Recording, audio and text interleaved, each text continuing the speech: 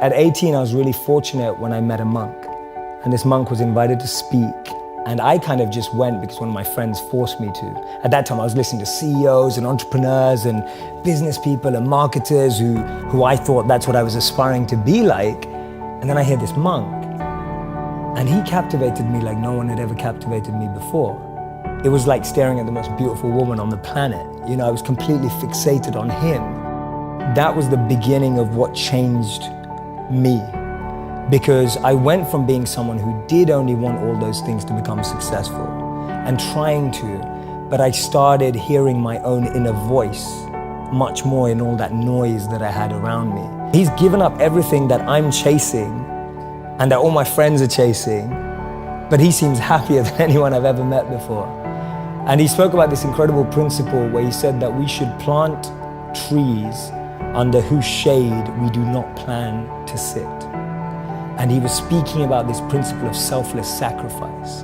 And that kind of just penetrated me right there. When he said the words selfless sacrifice, for the first time in my life, I felt a thrill about something that I'd never felt before. I thought, wow, giving up everything you have for the service of others sounds like the best thing you could possibly do. And I don't know why I had that thought, because I wasn't a spiritual kid growing up. I wasn't a religious kid growing up. I wasn't even a good kid growing up.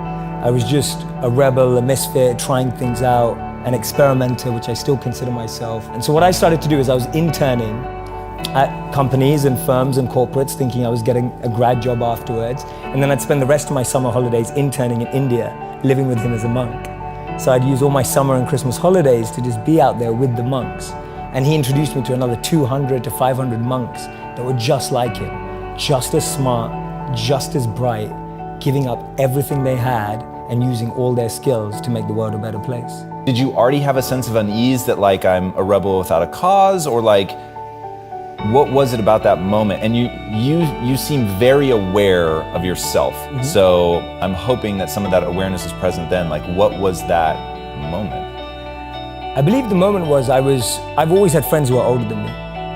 And I could see a lot of them in the most successful careers, successful jobs, beautiful partners, whatever it was. But I saw a sense of lack of fulfillment, meaning and purpose in their lives. And I've always been an observer, and I would see these people who are like 5 years older than me, 7 years older than me, maybe 10 years older than me. And I'd be watching them and go, is that the life I want? And often the advice I give to people today is fast forward where you are, look at yourself in 10, 15, 20 years time, and ask yourself the question, is that where I want to be?